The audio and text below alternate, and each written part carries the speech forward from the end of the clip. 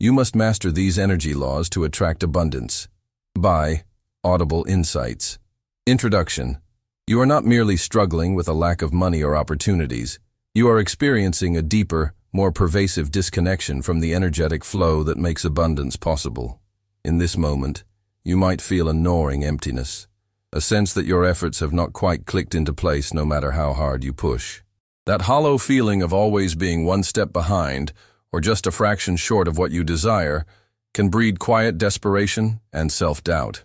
Imagine living in a world where opportunity is not forced, but naturally attracted, where money, success, and fulfillment flow into your life in direct proportion to the way you align with deeper universal forces. This book will take you on a journey that rewires how you engage with these forces, granting you access to a power you may never have realized you possess. Rather than offering short-term fixes or hollow positivity, we will dive straight into the essence of how your energy shapes your circumstances, and how to consciously attune to the currents that already hold everything you seek. As you progress through these chapters, you will feel subtle yet profound shifts in your mindset, emotional landscape, and daily experience. This is not a surface-level transformation. Instead, you will undergo a fundamental reorientation that allows you to genuinely embody an abundant life, one where wealth, opportunities, and deep fulfillment unfold as a natural outpouring of your newly refined energetic state. Chapter 1. Frequency dictates reality. Picture a radio dial that you can turn to any station you like. When you pick a specific frequency, you receive a particular broadcast. Now consider your daily life through this lens. All around you, infinite possibilities are available. But your current mental and emotional state tunes you into only a narrow band of experiences. This single realization, that your inner frequency summons your external reality, holds the key to everything you desire. Imagine for a moment that you are standing by a door, and each time you hold a belief or feeling of limitation, this door remains locked. When you shift that belief toward possibility, you turn the handle a bit more. True abundance is not simply a product of hard work or good luck. It is a consequence of you learning to vibrate at the same frequency as the life you want. That means the thoughts, emotions, and even your physical posture all align to broadcast a signal of plenty instead of scarcity. Consider how often you may wake up feeling anxious about finances or worried about career progress.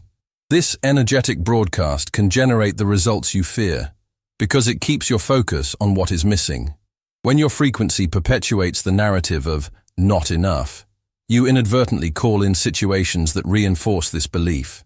In other words, if you walk around convinced that there is never enough to go around, you may end up proving yourself right through repeated struggle. You might recall a time when you felt completely on top of the world, maybe after accomplishing something significant. That surge of confidence and inner satisfaction made you magnetic. People might have complimented you unexpectedly or offered you opportunities out of nowhere. You were beaming on the inside, and your external reality responded in kind. That is the principle at play. Your dominant feelings and beliefs set your frequency, and your life mirrors whatever that frequency broadcasts. Yet, shifting your frequency is not as simple as telling yourself to think positive. It requires self-awareness, emotional honesty, and a willingness to dismantle the protective walls you have built. This chapter is not about forcing yourself to be happy. Instead, it guides you to recognize that your emotional states and habitual thinking patterns are energetic signatures that either attract or repel abundance. One tangible way to start tuning your internal dial is to observe how your environment reacts to you throughout the day. If you notice unexpected delays, frustrations, or tense interactions, pause and ask yourself what you have been feeling or projecting recently. It is vital to notice without self-judgment, because shame only lowers your frequency further. Instead, treat these observations like signals on a dashboard. If your environment seems to be reflecting tension, it is a clue that your inner state might benefit from a gentle shift. Similarly, when something positive occurs, a small windfall, a kind word, or a door opening in a way you did not anticipate, take a moment to connect the dots. How were you feeling or thinking just before this occurred? There is no strict formula that yields instant results every time, but if you start identifying patterns, you will see how your consistent emotional states correlate with your experiences. Try, for instance, a brief experiment over the next few days. Devote a few minutes every morning to bringing your awareness to a calm, centered place. Let your muscles relax and visualize one aspect of your life, maybe finances, relationships, or personal health, flourishing in a way that uplifts you. Instead of forcing an image of a specific outcome, focus on the sensation of lightness, expansion, and gratitude as though it has already happened. Notice how even this brief shift in feeling might color the rest of your day differently. Over time, small experiments like this will reveal how your frequency operates like a hidden magnet, quietly orchestrating events and interactions. You will see that it is not enough to wish for abundance.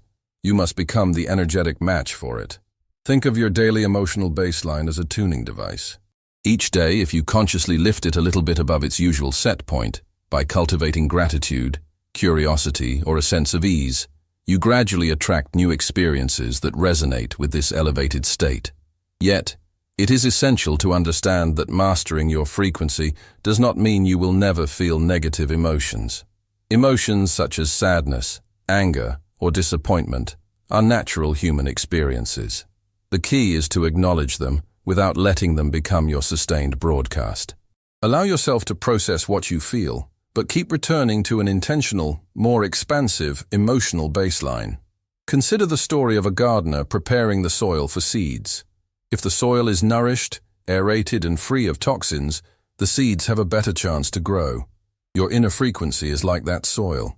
If it is regularly cultivated, your dreams and opportunities can sprout with far greater ease.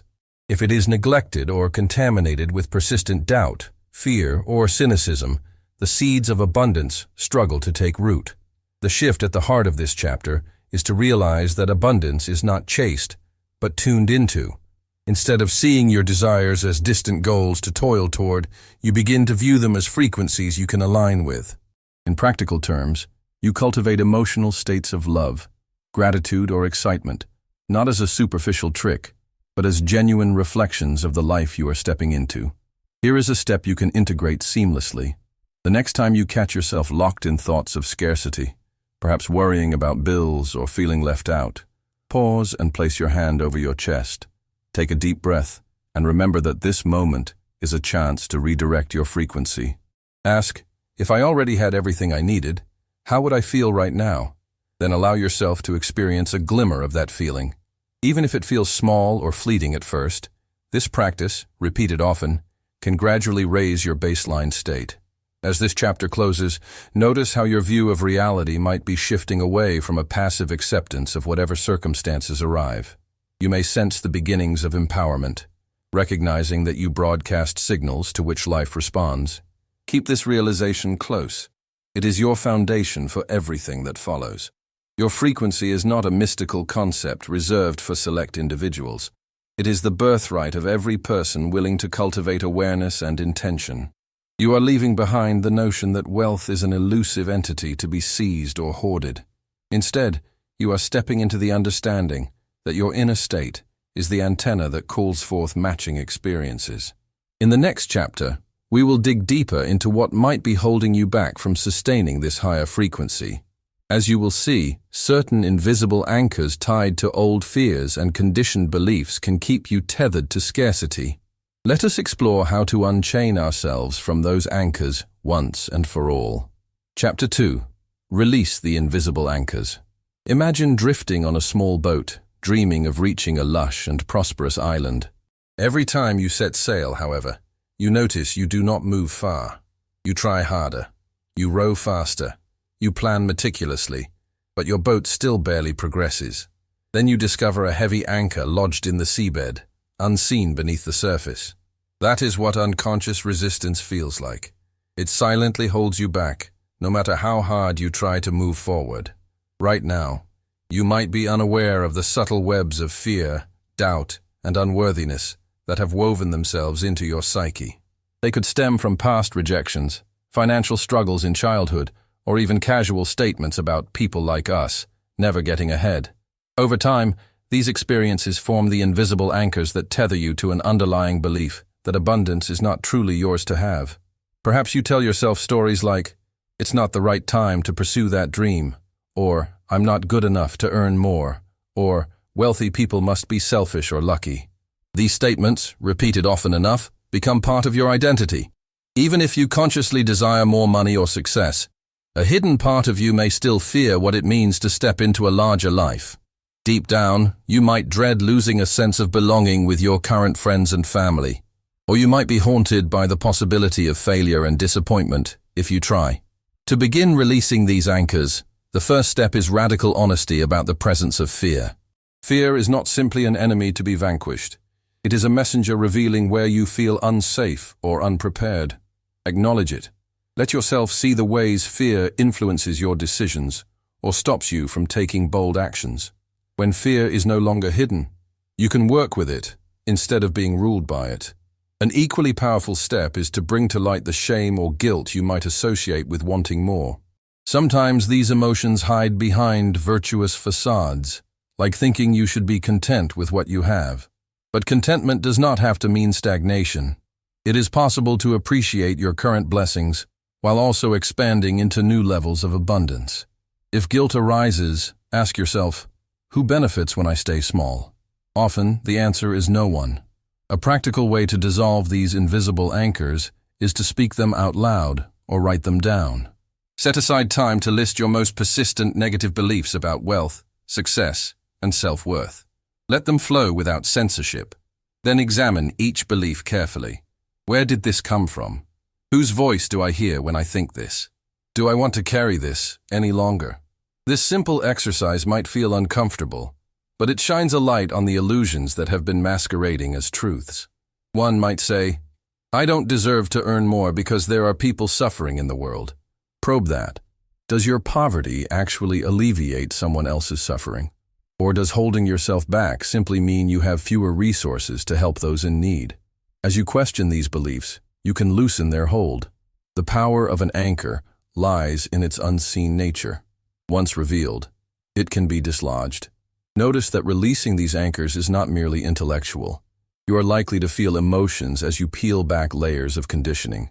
Some beliefs have been with you for so long that letting them go can be disorienting. It is similar to outgrowing a familiar, worn-out piece of clothing that once defined your style. There may be a sense of loss, but also a profound relief and excitement for what lies ahead. Another significant anchor comes in the form of self-judgment. You may have internalized the belief that any shortcoming or failure is proof you are not meant to succeed. But failures and stumbles are part of every growth journey. Releasing the anchor of self-judgment means recognizing that mistakes do not define you. They teach you. You begin to see each setback as a teacher guiding you to new understanding. If you are unsure whether you hold any deep-seated anchors, look at your emotional reactions to success stories. When you hear about someone else achieving great wealth or breaking barriers, do you feel genuine excitement, or is there a faint undercurrent of resentment, envy, or skepticism? That subtle reaction can shine a light on a belief that their success is somehow a threat to your own. By transforming this jealousy into inspiration, by recognizing that their accomplishments are proof of what is possible, you shift your internal narrative to one that welcomes abundance for all. Consider a straightforward daily practice to start releasing these anchors. Each night, review moments in your day when you felt constriction or doubt. Jot them down. Then, for each one, note what fear or belief might have been triggered. This process ensures you actively engage with your anchors rather than letting them hide. Over time, you will see patterns in your triggers, allowing you to address the root causes rather than just the surface-level issues. As you continue, you may uncover a core fear that you are fundamentally unworthy or incapable. This can manifest as imposter syndrome, feeling like any moment you will be exposed as a fraud. Recognize that these are stories, not objective truths. Let yourself feel compassion for the part of you that adopted these stories as a shield against disappointment. In acknowledging this part of you, you finally offer it the chance to relax its guard. Ultimately, releasing these invisible anchors leads to a profound shift. You step out of the identity of someone who is weighed down by old narratives and into the freedom of possibility. Where once you might have seen a closed door, you begin to notice openings. The universal flow of abundance, which was always there, becomes more apparent as you remove the internal blocks that prevented you from seeing it. With each anchor you release, you reclaim a piece of your power. You become more courageous in your actions, more willing to believe in favorable outcomes. And this change in belief, combined with the emotional liberation from fear and shame, raises your frequency. As you move forward, remain patient and kind to yourself. These anchors did not appear overnight, and they will not dissolve instantly. Yet every step you take, every belief you question, and every moment of self-compassion you extend will accelerate your journey.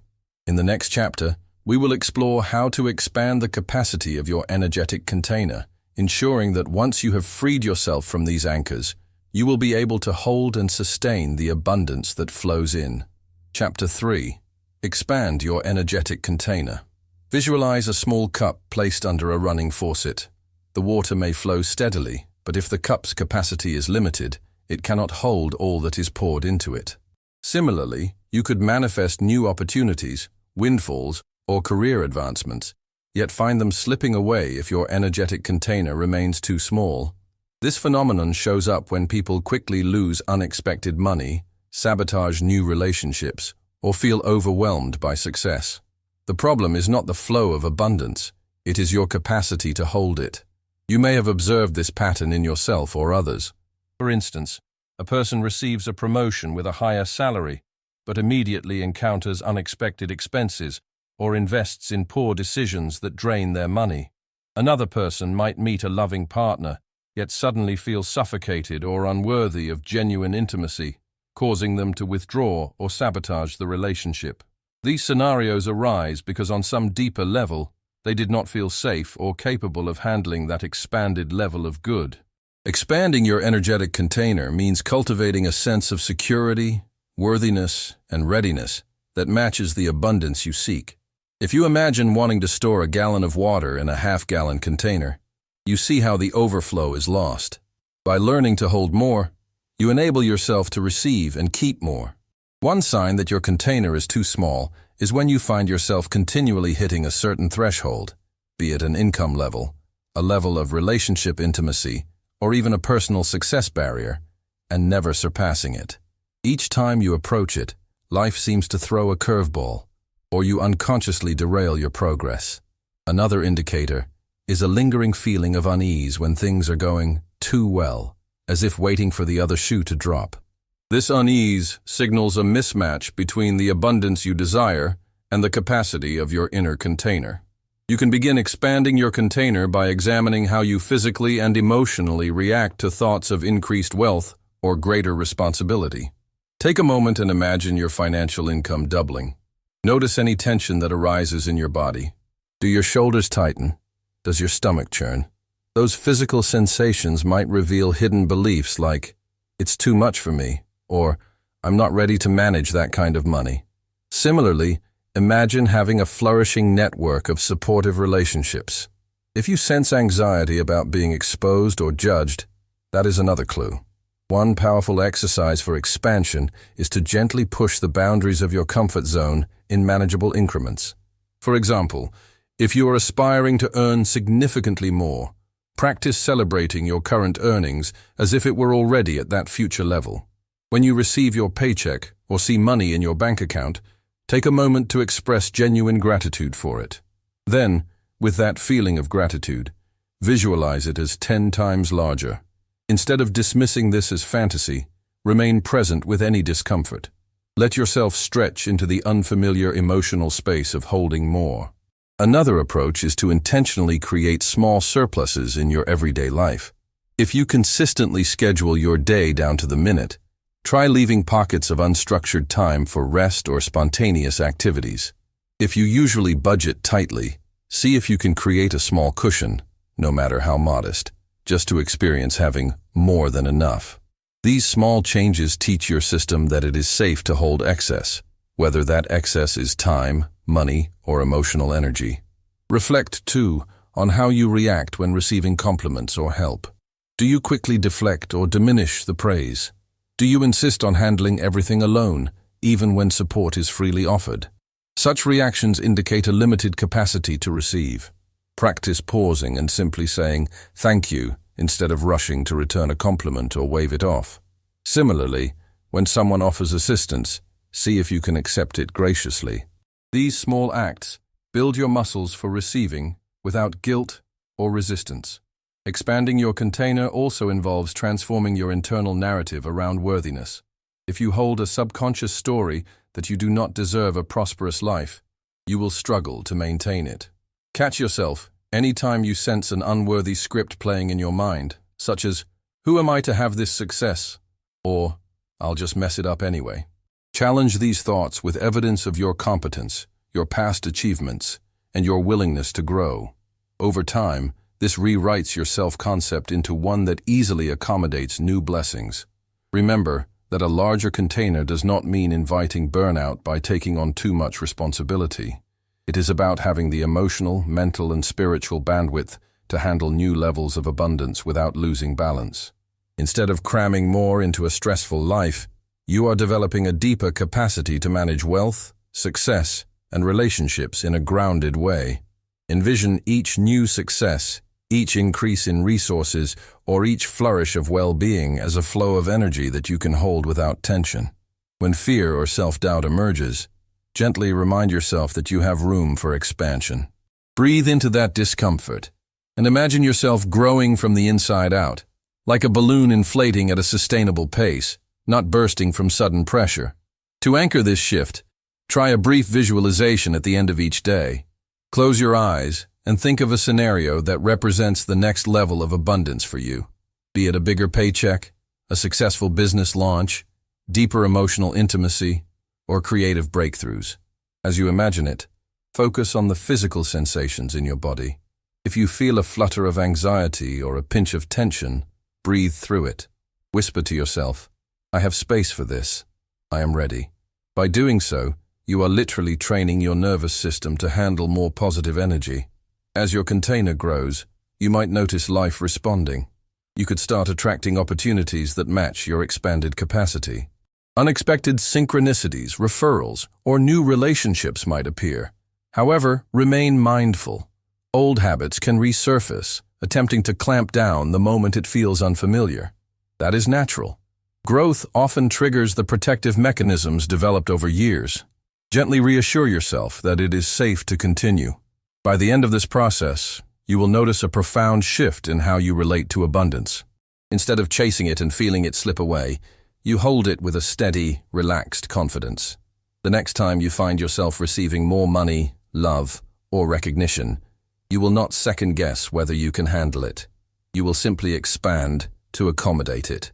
Now that you have loosened old anchors and begun enlarging your capacity, you are ready to activate one of the most potent forces in attracting abundance, the magnetic power of desire. Many people confuse desire with neediness or greed, but desire can be an incredible catalyst when understood correctly. Let us now uncover how to harness desire so it propels you forward rather than leaving you empty and yearning. Chapter 4. The magnetic power of desire. Desire is often misunderstood. You may have been told that wanting more is greedy, or that you should temper your expectations to avoid disappointment. Yet desire itself is neither good nor bad. It is a potent energetic charge that can spark the creation of something entirely new. Where some see desire as a source of suffering or envy, we will reframe it as a magnetic force that draws experiences and resources into your orbit. Recall a time in your life when you felt an electrifying pull towards something, a creative project, a career path, a new relationship. In those moments, desire gave you a sense of purpose. It lit a fire in your belly, guiding your focus and actions. There is a reason people say, follow your passion. When aligned with sincerity and vision, that passionate desire becomes an unstoppable current. The problem arises when you interpret desire as evidence of lack. If every longing in your heart is experienced as proof that you do not already have what you want, you lock yourself into a cycle of dissatisfaction. However, if you see desire as a preview, a glimpse of a future reality that wants to be born, you transform that longing into a source of inspiration rather than pain. One way to harness the magnetic power of desire is to give yourself permission to want what you want without shame or apology. That might sound obvious, but many people dilute their desires to appear humble or to protect themselves from potential failure. They say, "It would be nice if," instead of, "I deeply want this." This half-heartedness weakens the frequency of desire. By fully owning what you want, you broadcast a clearer, stronger signal to the universe. Imagine you are a sculptor shaping clay. Your desire is the vision of what you want to create, and your hands, guided by that vision, begin molding the form. If your desire is vague or riddled with self-doubt, your sculpture remains shapeless. But when your desire is clear and vivid, your hands know what to do. Instead of seeking external validation to confirm your dream is realistic, you allow the creative force of desire to fuel inspired action. Yes, the tension of wanting something you do not yet have can be uncomfortable. Let that discomfort sharpen your focus rather than dissolve your resolve. Desire is the reason seeds push through the soil despite obstacles. It is the reason an artist spends countless hours perfecting their craft. It is also the reason you feel drawn to a certain future for yourself. To align your desire with a magnetic pull, practice holding the feeling of already living in the reality you want. For instance, if you desire a thriving business, spend a few minutes each day tapping into what that success would feel like. The satisfaction of serving clients, the joy of making a difference, the sense of freedom that comes with financial stability. You are not pretending your current reality is different.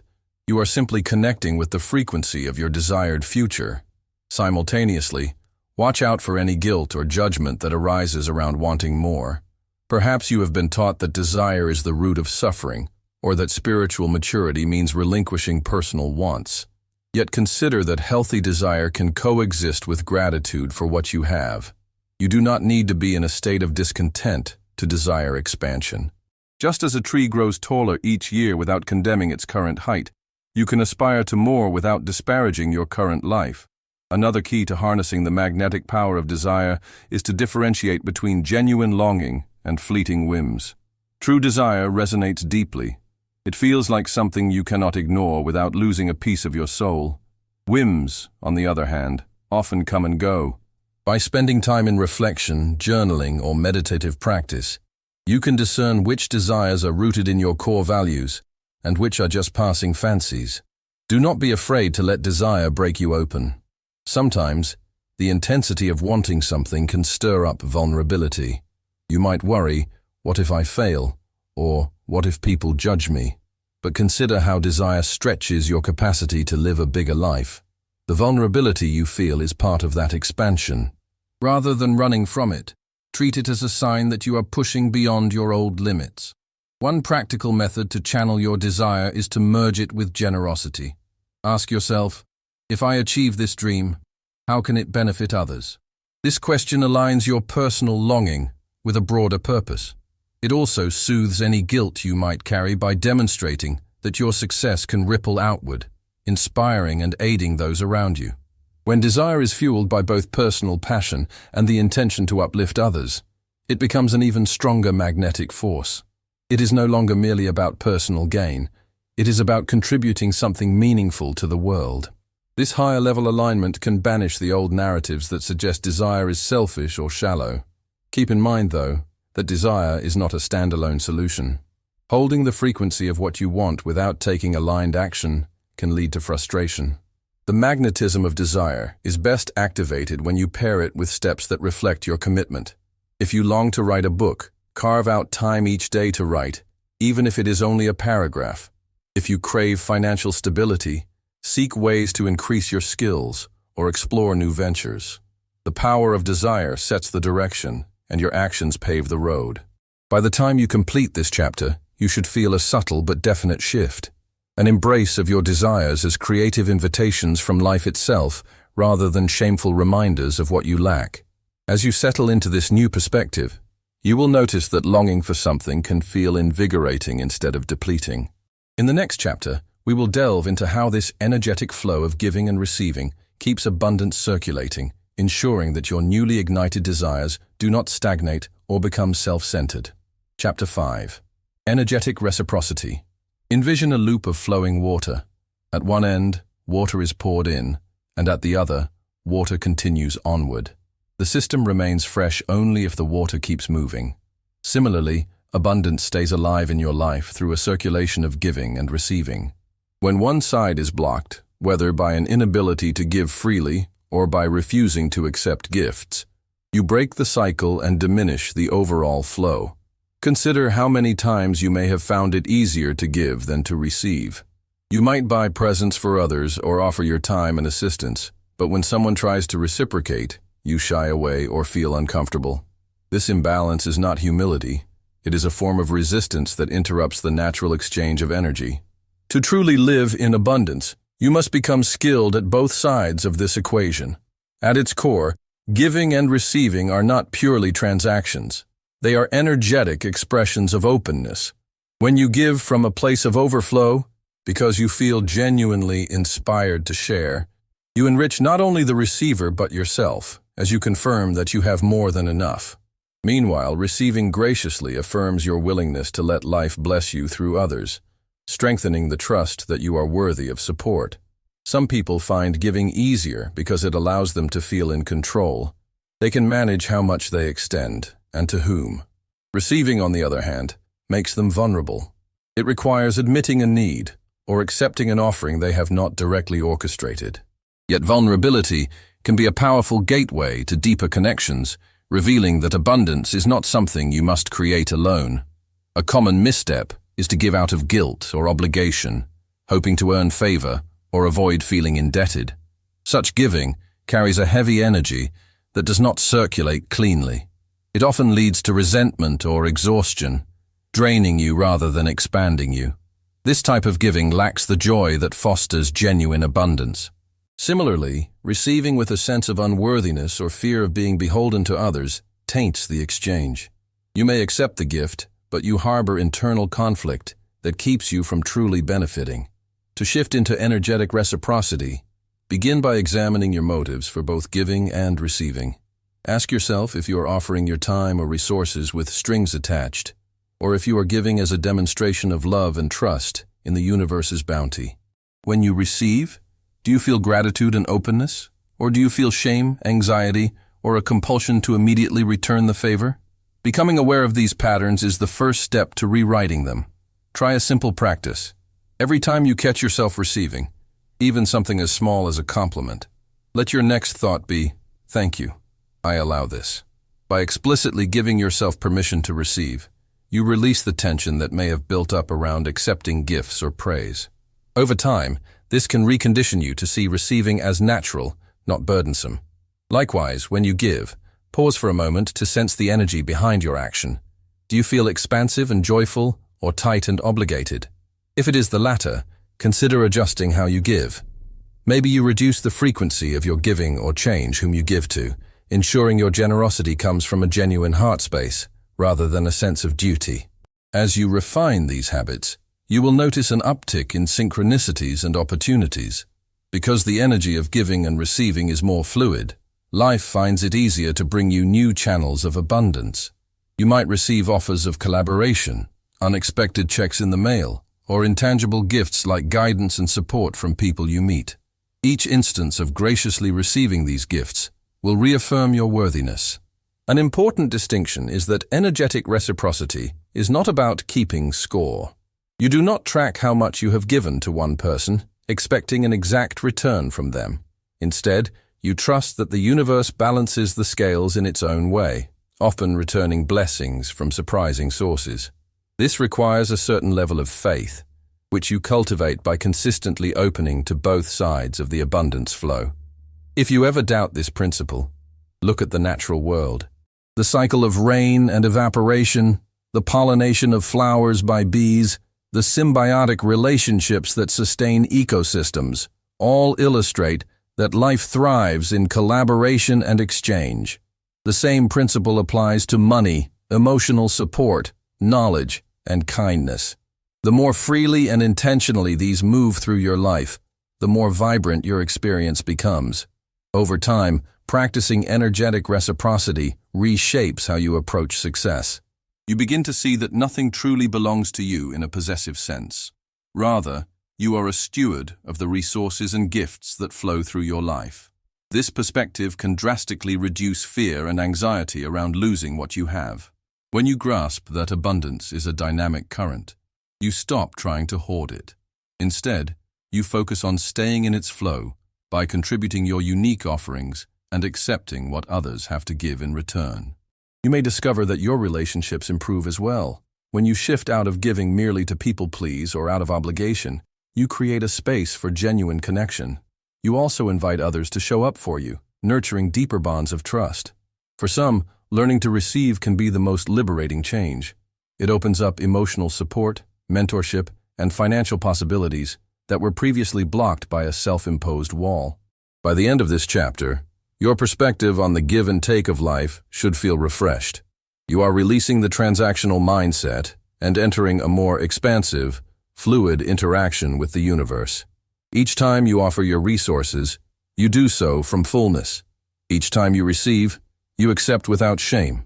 This balanced cycle ensures that abundance continues to replenish you, rather than leaving you drained. Next, we will explore how to align your actions with the energy you have been cultivating. Far too many people work ceaselessly, yet never see the outcomes they yearn for, because their actions stem from a place of force rather than flow.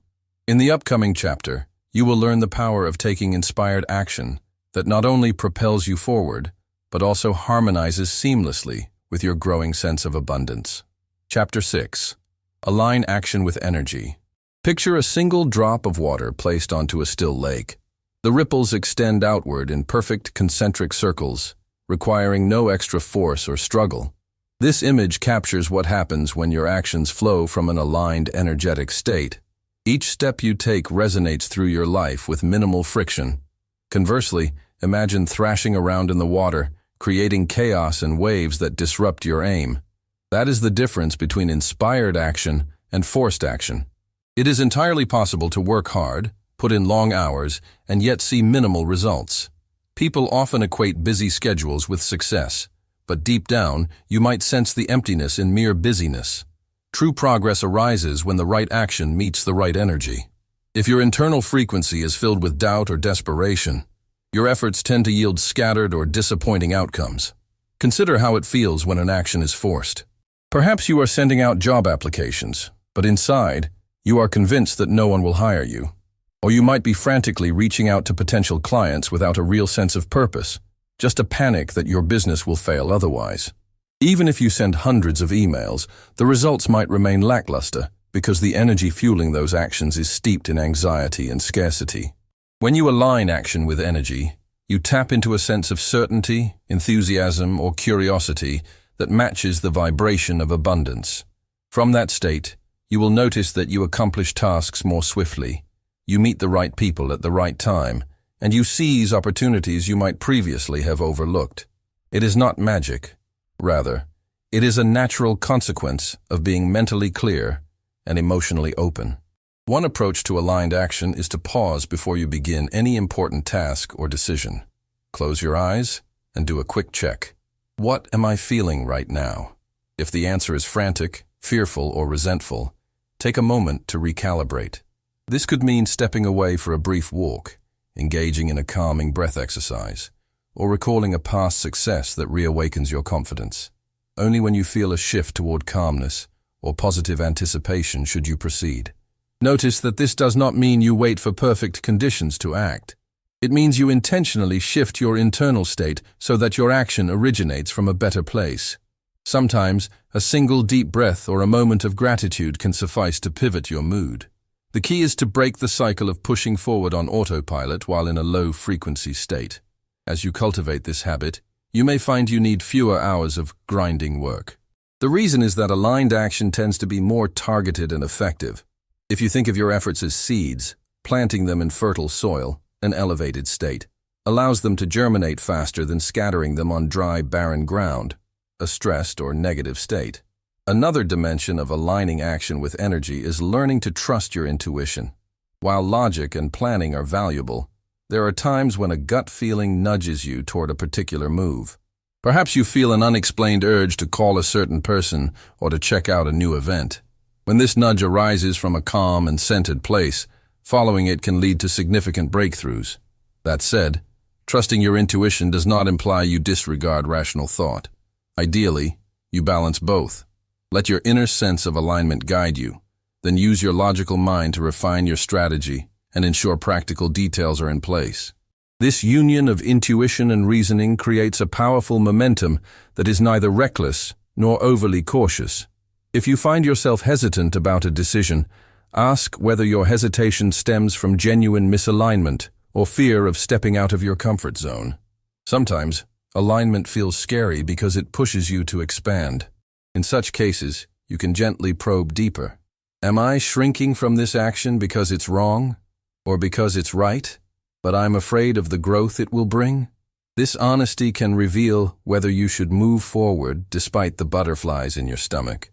You might also discover that some tasks you have been forcing yourself to do are not actually necessary. If an action feels perpetually draining and never yields results, it is worth questioning whether it aligns with your true goals or whether you are simply following someone else's blueprint for success. For example, if marketing on a certain social media platform feels soul-sucking and unauthentic, you could explore other channels that excite you more. The energy shift alone might lead to better engagement. In everyday life, alignment can mean small yet meaningful tweaks. Instead of working late every night in a panicked rush, you might decide to set boundaries around your work hours, trusting that your productivity during those focused times is enough. Instead of going to the gym out of guilt, you might try a physical activity that genuinely energizes you: dance classes, hiking, or a sport with friends. When your choices reflect your authentic energy rather than external pressures, you generate a harmonious rhythm in your life. Over time, you will notice that aligned action feels lighter in your body. Your shoulders do not tense up, and your mind is not riddled with second-guessing. That does not mean it is always easy. You might still stretch beyond your comfort zone, but it is accompanied by an underlying sense of, "This is right for me." Even if you encounter obstacles, you face them with a resourceful mindset, rather than feeling like you are wading through a swamp of resistance. As you integrate this practice, your external world will begin to match your internal state more faithfully. Relationships improve because you approach them from a place of authenticity and calm. Career opportunities emerge because your confidence and clarity shine through in interviews or negotiations. Financial growth becomes more sustainable as you make decisions rooted in stability rather than panic. This chapter's core message is that effort alone does not guarantee success. It is the quality of your energy behind the effort that matters. By systematically fine-tuning your state before and during any action, you transform each step into a powerful lever that can move mountains. Consider how different life might be if, instead of expending endless energy fighting against your own doubts, you channeled that energy into focused, joyful creation. The journey continues. As you become adept at aligning your actions with the frequency of abundance, a new sensitivity awakens in you.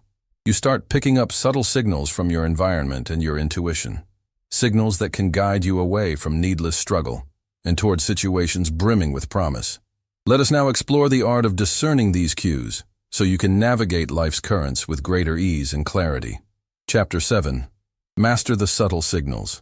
Think of your inner world as a finely tuned antenna, continuously picking up on cues and signals from the environment. These signals can guide you toward beneficial opportunities or warn you of impending challenges. Often, people dismiss these flashes of intuition or subtle physical responses, rationalizing them away as mere coincidences. Yet, the more you learn to trust and act on these cues, the more seamlessly you move in harmony with life's unfolding abundance. Recall a time when your gut feeling proved accurate. Perhaps you avoided a dangerous situation or seized an opportunity right before it vanished. These moments are not luck. They are instances of your intuitive radar working correctly. The trouble is that most of us spend years or even decades ignoring these impulses, favoring our logical minds or letting external noise drown them out. As a result, we lose touch with a natural guiding system that can drastically reduce struggle. Consider that the universe, or the field of energy that surrounds you, is not silent. It communicates through synchronicities, emotional reactions, bodily sensations, and even recurring symbols. When you suddenly think of someone you have not spoken to in months, and they call you the next day, it is not a random occurrence. When an unlikely series of events leads you to exactly the resource you need, it is not pure chance. You are interacting with a web of interconnection far more sophisticated than you might assume. To master these subtle signals, start by paying closer attention to how your body reacts in different situations. Perhaps your chest tightens slightly when you speak to certain people or consider certain opportunities, while it feels open and expansive in other scenarios. Learn to interpret these physical sensations as data. If you sense constriction, it could point to misalignment or a genuine red flag. If you sense lightness and enthusiasm, it might signal that this path resonates with your deeper self. Another practice is to note synchronicities, occurrences that feel too aligned to be mere coincidence. Maybe you are researching a new career path, and within the same day, you stumble upon a relevant article or meet someone who works in that field. Instead of brushing it off, consider how it might be a subtle nudge guiding you forward. Jot down these events in a small notebook or in your phone. Over time, patterns may emerge that confirm you are on the right track.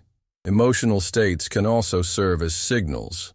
If you feel an unexplained surge of excitement or joy when thinking about a particular idea, it could be a sign of alignment. Conversely, if dread or anxiety arises, distinct from healthy caution, you might need to reevaluate.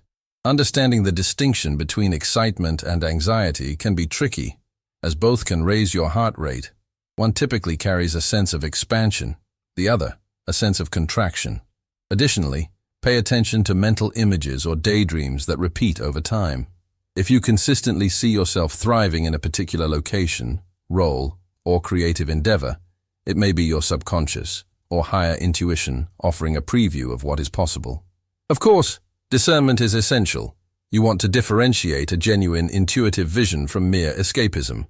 One method is to check how your body feels when you visualize it. Do you light up with purpose, or is it more of a fleeting fantasy? An overlooked aspect of mastering subtle signals is learning to invite them in. You can do this by setting a clear intention. I am open to receiving guidance for my next steps. Then instead of straining to find answers, remain in a relaxed state of awareness. Sometimes the signals show up in dreams, casual conversations, or repetitive ideas you cannot shake. Once recognized, they can provide clarity you would otherwise miss while relying solely on logic. Of course, not every subtle signal is a clear yes. Some may serve as cautionary flags. If you sense persistent unease about a decision, do not force yourself to proceed just to prove a point. Instead, explore the feeling. Is it fear of growth or a legitimate mismatch with your values and needs? By digging deeper, you can transform confusion into clarity. Even a no from your intuition can be a powerful act of self-protection, steering you away from paths that would hinder your abundance. As you build this sensitivity, be aware that others around you might not understand your choices. They could label you as indecisive or too emotional. This is where your trust in your own inner compass becomes crucial. You are not required to justify every intuitive hunch to those who doubt. Instead, you allow the improved flow of your life to speak for itself. Over time, you may even inspire others to pay attention to their own signals. The beauty of mastering subtle signals lies in how it reduces wasted energy. Rather than pushing against closed doors, you sense when they are locked and look for an open window elsewhere. Rather than hesitating in confusion, you feel a green light and move decisively. This fluidity keeps you aligned with the path of least resistance, where opportunities mesh organically with your evolving intentions. Cultivating this awareness also complements the concepts you have practiced so far, releasing old anchors, expanding your capacity, harnessing desire, and giving and receiving freely. Together, these habits create a state of heightened receptivity, where guidance flows to you because you have the energetic bandwidth to perceive it. Each chapter's teachings build upon the previous ones, forming a cohesive framework that empowers you to dance with life rather than wrestle against it. Ultimately, tuning into subtle signals fosters a sense of partnership with the universe. You stop feeling like you must micromanage every detail of your journey. Instead, you co-create with a vast intelligence that offers hints and nudges. This does not absolve you of responsibility. Indeed, once you sense a direction, you must still take action. But it releases you from the burden of forcing outcomes that may not be right for you. Now that you have begun to sense how the universe communicates, you may wonder how to remain balanced when external circumstances threaten to throw you off course. It is one thing to follow subtle signals in times of calm, but what about those moments when your hopes hinge on a particular outcome and you feel desperate for it to happen? That is where detachment comes in, an essential key that frees the flow of abundance from the shackles of your expectations. Let us explore the power of releasing attachment and how it invites even greater prosperity into your life. Chapter 8. Detachment unlocks flow. Picture holding a small bird in your hand. If you grip it too tightly, you suffocate it. If you hold it too loosely, it flies away. That delicate balance reflects what happens when you become attached to an outcome. The more desperately you cling to a result, the more you repel it. Strangle your goals with anxiety and rigid expectations, and they cannot breathe. Detachment, by contrast, is the gentle holding that allows both you and your aspirations to exist freely. This does not mean you stop caring or lose interest in your goals. True detachment is not indifference. Rather, it is a willingness to pursue your desires wholeheartedly while releasing the demand that they must manifest in a specific way or on a specific timeline. This stance frees the energy around your goals, inviting unexpected avenues to open up. Consider how attachment feels in the body. Perhaps your chest tightens, your mind races with scenarios of failure, and you find yourself incessantly checking for signs that your wish is coming true. That tension often sabotages the very outcome you want. By needing something so badly, you broadcast a signal of lack, which resonates with scarcity rather than abundance. A practical way to cultivate detachment is to build flexibility into your plans. For instance, set clear intentions like, I want to find a fulfilling new job where I can grow and contribute, but remain open to how it might appear. Instead of obsessively applying only for roles that match your exact checklist, explore related fields or smaller companies that might offer surprising benefits. This openness signals trust to the universe and reduces the desperation that constricts your energy. Observe your language as well. If you constantly say, I must get this, or without this, everything falls apart, you lock yourself into an all-or-nothing mindset. Shift to phrases like, this is what I desire, and I trust that if it aligns with my highest good, it will manifest. Far from resignation, this statement affirms your goal while acknowledging a broader perspective that you may not fully see.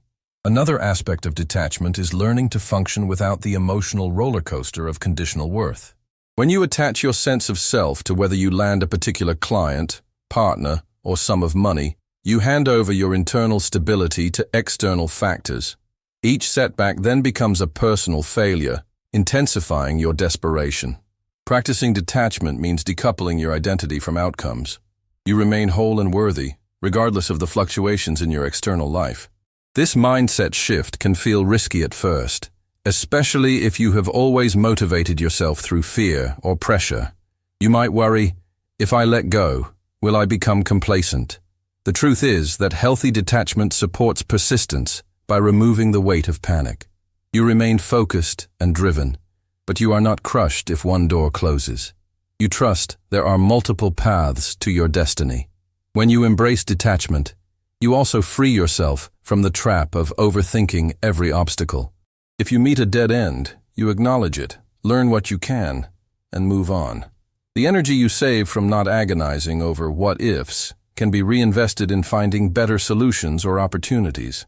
Another practical tool is to practice genuine gratitude for the present moment. Detachment flourishes when you appreciate what you already have.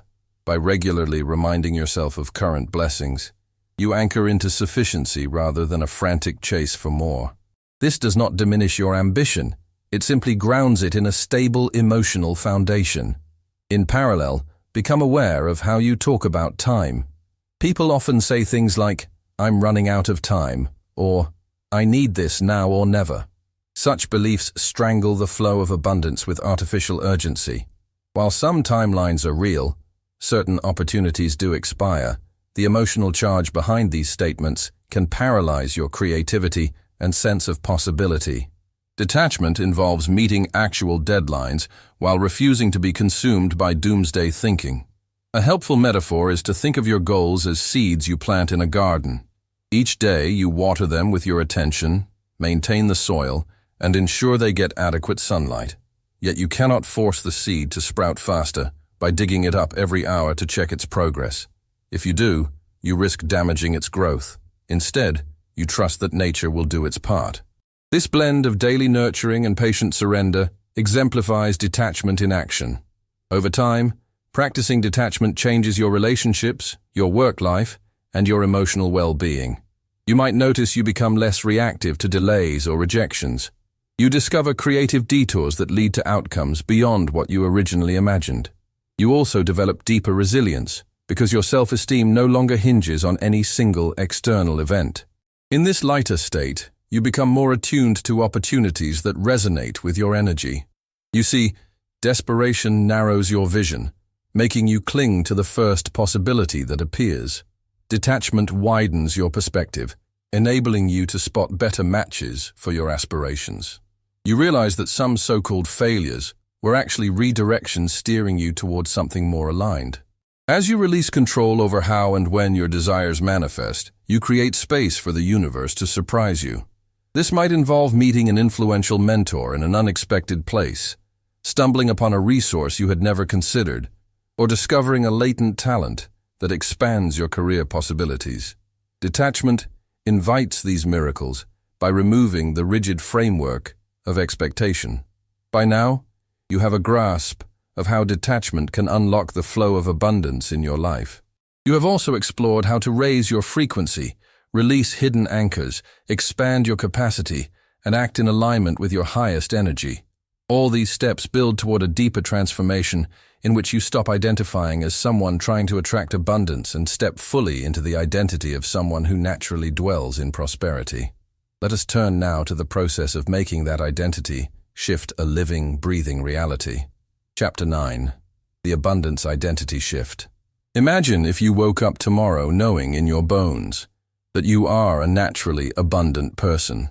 You would not merely believe or hope it, you would feel it as an undeniable truth. Your decisions, your words, and even your posture would reflect a deep-seated confidence that life supports you. In this chapter, we explore how to create that identity shift, transitioning from someone who is constantly chasing abundance to someone who inherently embodies it.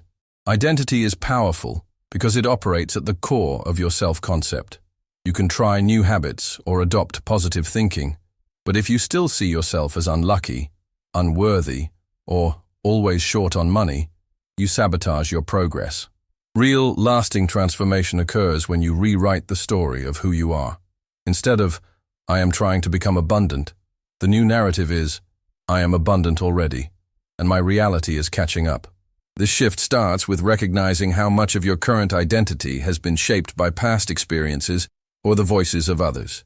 Reflect on the messages you received growing up. Were you told money is hard to come by? Did you internalize the idea that successful people are either born privileged or dishonest? These beliefs can become cornerstones of your self-identity, quietly dictating your capacity to receive. To change this foundation, you need to question the old identity directly. If you find yourself thinking, "I'm just not good with money," ask for evidence. Is this a fact, or is it a story you keep telling yourself? You might discover times when you did handle money well, even if only briefly.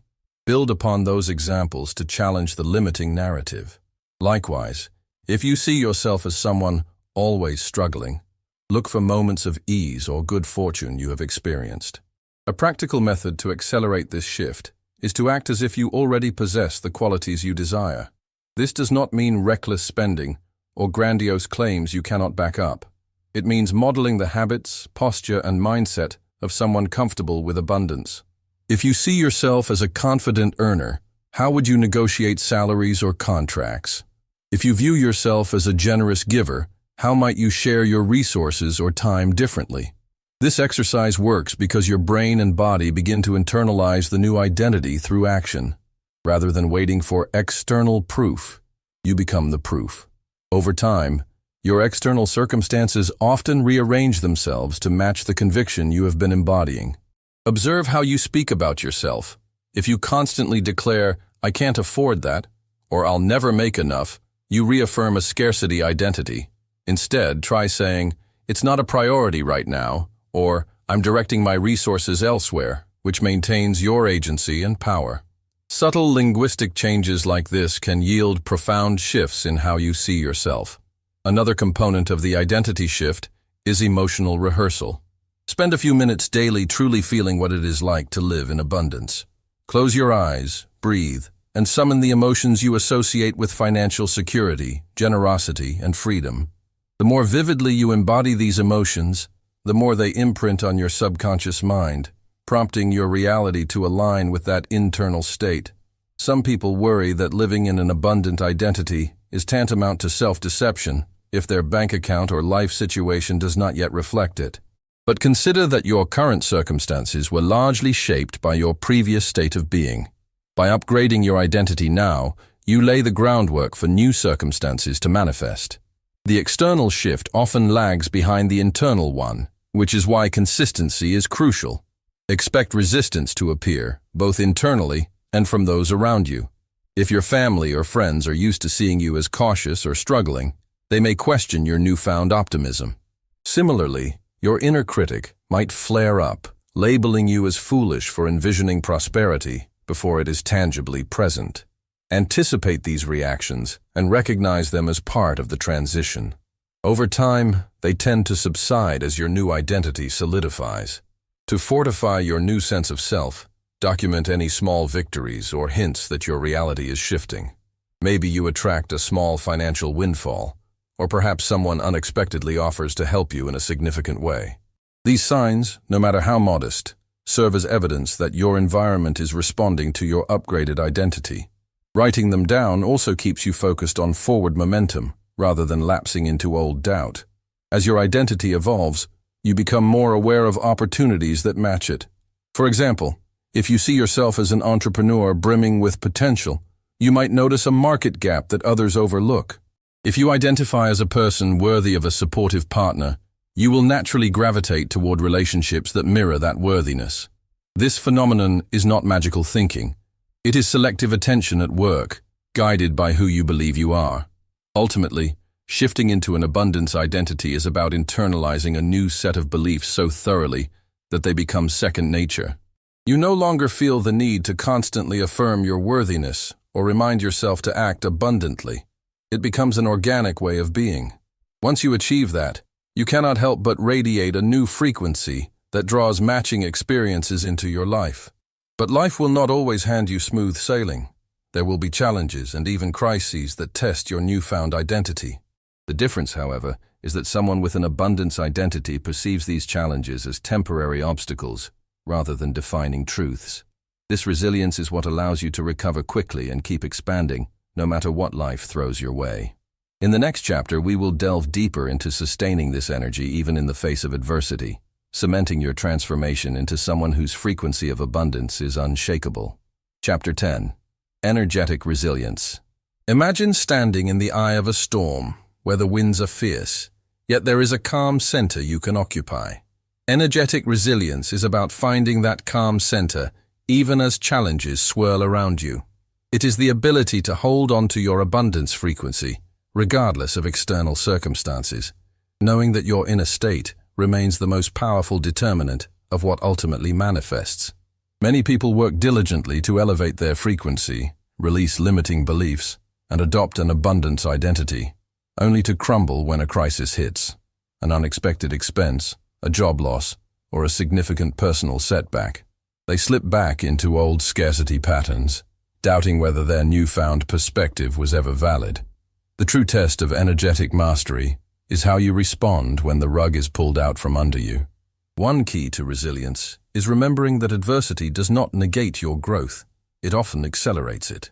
Difficulties can highlight remaining pockets of fear or limiting beliefs you have not fully addressed. Suppose you face a sudden financial shortfall. The panic and anxiety that arise might reveal deeper insecurities around stability. Use this moment as a spotlight, illuminating areas of your psyche that still need healing. Simultaneously, practice returning to your baseline of abundance, thinking even in the midst of turmoil. This does not mean denying reality or pretending everything is perfect. Instead, you acknowledge the facts of the situation without letting them define your overall trajectory. You might say to yourself, "Yes, this is a setback, but it's not the end of my story. I still have the inner resources to navigate this. Such language keeps you anchored in possibility. Another pillar of resilience is to create a safety net for yourself on multiple levels: emotional, financial, and relational.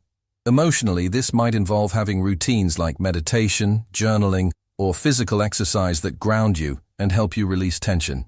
Financially, building even a modest emergency fund can offer a psychological buffer, reaffirming that you can withstand unexpected hits. Relationally, cultivating a supportive network of friends, mentors, or peers helps you stay uplifted. Resilience also arises from perspective. When you are in the thick of a crisis, it can feel all-consuming, but often the setback is temporary. Recall past hardships you have overcome and how, in retrospect, they were stepping stones to a better place or a lesson you needed to learn. By framing challenges as catalysts for growth, you maintain a sense of forward momentum. In moments of intense stress, one strategy is to literally pause and reset. Close your eyes, take 3 slow, deep breaths, and remind yourself, "My frequency remains mine to choose." This simple act can interrupt a spiral of negative thinking. From there, consciously inject a thought of gratitude. Find something, anything, that is still going right in your life. This does not magically solve the problem, but it prevents you from sinking entirely into a downward energetic spiral. Consider, too, the power of self-talk. In a crisis, your internal dialogue might become harsh or self-critical, exclaiming, "I should have seen this coming," or "I always mess up." Such phrases reinforce an identity that is incompatible with abundance. Replace them with statements that preserve your dignity and remind you of your capability. "I'm learning what I need to handle this better," or "I trust myself to find solutions." Interestingly, resilience grows stronger each time you effectively weather a storm. You collect personal evidence that you can indeed maintain a more elevated frequency, even when external conditions are less than ideal. Each triumph becomes a building block of unshakable self-belief. Over time, your baseline energy remains stable under higher and higher levels of stress. This does not mean you never feel fear or disappointment. Those emotions are natural. The difference is that you acknowledge them and then move back to your center. You do not let them become your dominant broadcast. Think of it like a skilled surfer riding a wave. They can sense and adapt to every swell and dip, yet they retain their balance, rarely wiping out. Embracing energetic resilience also involves being gentle with yourself when you do falter. If you find yourself slipping into old scarcity habits, do not compound the issue by judging yourself harshly. Recognize the slip as a temporary lapse, correct your course, and move forward. That act of self-compassion can shorten the time you spend in a lowered frequency. One more important aspect of resilience is the ability to ask for help when needed. Too often, pride or fear prevents people from seeking support. But if you truly believe in the circulation of abundance, then allowing others to assist you is part of that cycle. You might reach out to a mentor for advice, a friend for emotional support, or a professional for specialized services. Each time you do, you reaffirm that abundance flows in more ways than just financial. In summary, energetic resilience is not a static trait. It is a dynamic skill you cultivate over time. By standing firm in your abundant identity, you can face external turbulence without unraveling. The storms become shorter, the impacts less damaging, and the recoveries quicker. As we transition to the next chapter, reflect on how far you have come. You have learned to align with abundance, release old anchors, expand your capacity, harness desire, give and receive in balance, take aligned actions, read subtle signals, detach from rigid outcomes, shift your identity, and now maintain resilience through challenges. The natural progression of this journey leads us deeper into the realm of possibility, where your certainty and conviction can collapse the time between desire and manifestation. Let us step into that realm, where we discover the extraordinary power of unwavering belief.